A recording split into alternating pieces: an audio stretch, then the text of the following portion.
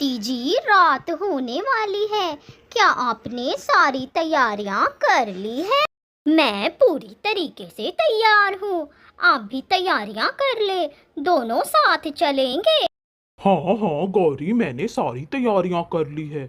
बस आधी रात होने की देर है, फिर दोनों निकल चलते हैं। डंडा तुम अपने साथ ही रखना। वो सब आप मुझ पे छोड़ दें। मैंने ऐसे ऐसे सामान रख लिए हैं, देखने वाले की तो रूह कांप जाएगी। दुष्ट कौवे तैयारियों में लगे हुए थे। आधी रात हो जाती है। दोनों सारी तैयारियां करके बीच बीच जंगल के आ पहुंचते हैं। कालू जी, इतनी देर से खड़ी हूँ, खड़े खड़े तो पैर दुखने लगे हैं। अभी तक एक भी पंछी दिखाई नहीं दिया है। गौरी, थोड़ा सब्र रखो। सब पंछी काम से बस लौटते ही होंगे। सब्र का फल मीठा होगा। देखना, आज हमें कुछ बड़ा हासिल होगा। कौवा और कौवी चोरी करने के इरादे से आधी रात को घूम रहे थे जंगल में। उन्होंने अपने चेहरों पे मास्क भी लगाया था ताकि उन्हें कोई भी पंछी पहचान ना पाए। तभी दूर जंगल में उन्हें एक पंछी दिखाई देती है। उसके हाथों में एक पर्स भी था। कालू जी, उस तरफ देखे देखें, एक बूढ़ी चिड़िया कितना बड़ा पर्स लेके आ रही है। लगता है हमारे नसीब खुलने वाले हैं।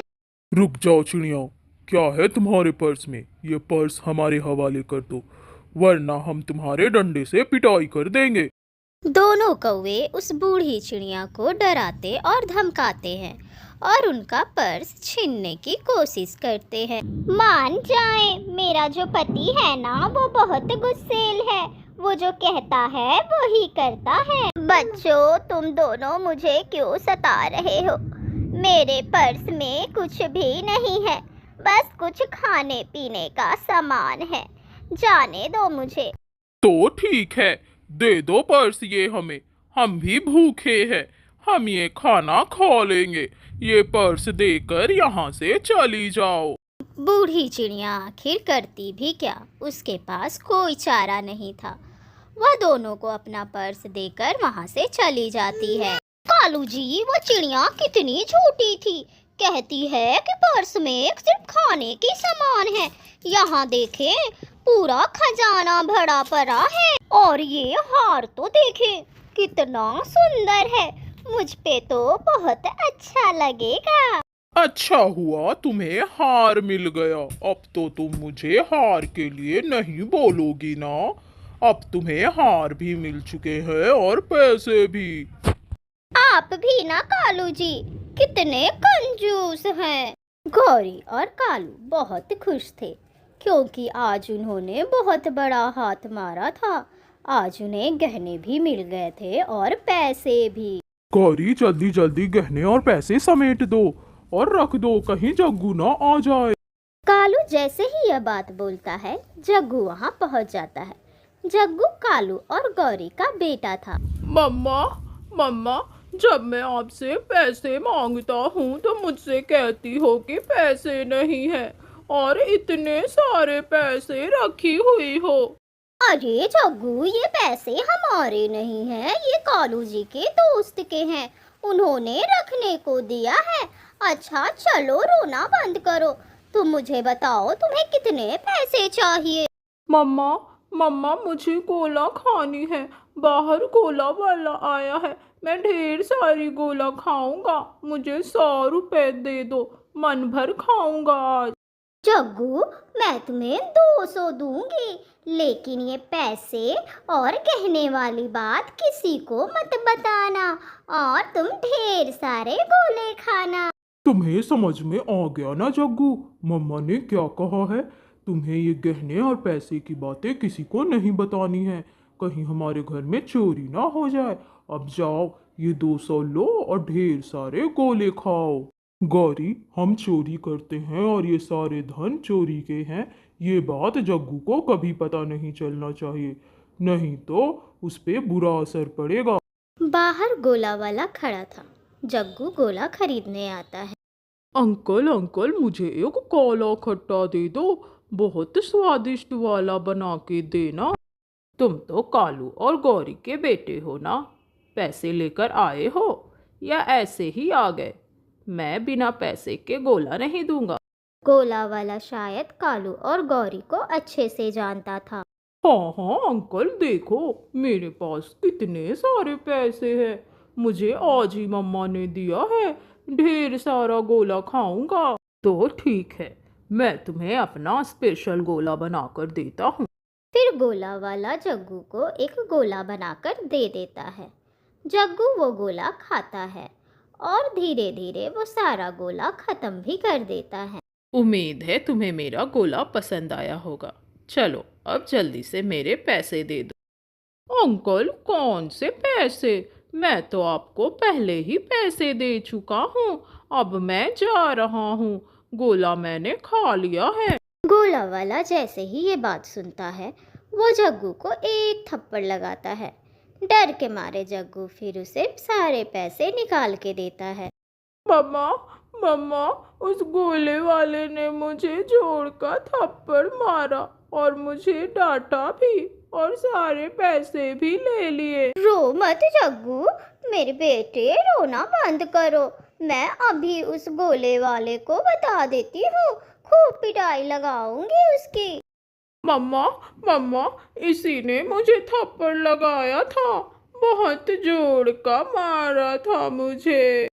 क्यों रे गंदी आंख वाले चिड़िए, तुमने मेरे बेटे को हाथ कैसे लगाया? कैसे लगाया? कैसे लगाया? गौरी, तुम दोनों तो हो ही चोर, और तुमने अपने बेटे को भी चोर बना दिया है। ये बिना पैसे के गोला खाने को आया था। तुम्हारे पास तो इतने सारे गोले हैं, अगर एक दो मेरा बेटा खा ही लेता तो तुम्हारा क्या जाता? इसलिए तुमने थप्पड़ लगा दिया। फिर कालू और गौरी दोनों मिलके गोले वाले की खूब पिटाई लगाते हैं। यह सब दूर खड़ी चिड़िया देख लेती है। फिर वह गौरी से बोलती है, गौरी, ये अच्छी बात नहीं है। तुम्हें अपने बेटे को सिखाना चाहिए कि बड़ों से कैसे पेश आते हैं, पर तुम तो इसका और साथ दे रही हो। बोली, अब ये छोटी चिड़िया भी बोली, क्यों रे, तुम्हारा क्या जाता है? तुम मेरे मामलों में मत ही पड़ो। मम्मा, मम्मा, उस गोले वाले ने तो सारे पैसे छीन लिए हैं। मुझे और भी पैसे दे। मुझे आइसक्रीम खानी है। जग्गू बेटे, मैंने तुम्हें 200 रुपए दिए थे। 200 बहुत ज़्यादा होते हैं। अगर तुम्हें आइसक्रीम भी खानी थी तो तुम्हें बचा के रखनी थी। मम्मा, कल रात आप दोनों चोरी करके कितने सारे पैसे लेकर आई हो। उसमें से क्या मुझे थोड़े से पैसे नहीं दे सकती? जग्गू बेटे, मैंने तुम्हें कहा था ना वो पैसे मेरे दोस्त के हैं। तुम्हें किसने कहा हम दोनों चोरियां नहीं करते बेटे? पैसे देने हैं तो दो, वरना मैं अपना इंतजाम कर लूंगा, कर लूंगा, कर लूंगा। यह कह के जग्गू वहाँ से चला जाता है। थोड़ी ही देर बाद जब घर पर कोई नहीं होता तो जग्गू अपने ही घर में संदूक खोल के चोरी करता है। फिर उन पैसों से ढेर सारा मटका भर आइसक्रीम खरीदता है और मज़े मज़े से एक पेड़ पर सारा आइसक्रीम खाता है। वह एक एक करके सारा आइसक्रीम खा जाता है। मटका भर आइसक्रीम चुटकियों में ख़त्म कर देता है। झील के किनारे चिड़िया की बेटी भी आइसक्रीम खा रही थी। जग्गू वह देख के वहाँ आता है और बोलता है, छोटी चिड़िया, ये आइसक्रीम तुम मुझे दे दो। ये तुम नहीं खा सकती हो। मुझे आइसक्रीम दे दो छोटी चिड़िया। तुम्हें खानी है तो तुम खरीद कर खाओ। मैं तुम्हें अपना आइसक्रीम नहीं दूंगी, नहीं दूंगी, नहीं दूंगी, बिल्कुल नहीं दूंगी। देना तो तुम्हें पड़ेगा, चाहे तुम प्यार से दो या मार से दो। मैं तो ये आइसक्रीम लेकर रहूंगा। फिर जग्गू चिड़िया की बेटी की खूब पिटाई करता है और जबरन उससे आइसक्रीम छीनकर खा जाता है। यह सब चिड़िया अपनी बेटी को लेकर गौरी को बताने आती है और शिकायत भी लगाती है, लेकिन गौरी पे कहाँ असर था। तुम आखिर मेरे जग्गू के पीछे क्यों पड़ी हो? बच्चों बच्चों की छोटी मोटी बातें तुम मुझसे शिकायतें लगाने आई हो। छोटी सी बात रहती तो मैं तुम्हें बोलने नहीं आती। अगर वो तुम्हारा बेटा आइसक्रीम खा जाता तो भी मैं बोलने नहीं आती, पर उसने तो मेरी बेटी की खूब पिटाई की है। यह बोलकर चिड़िया वहाँ से चली जाती है।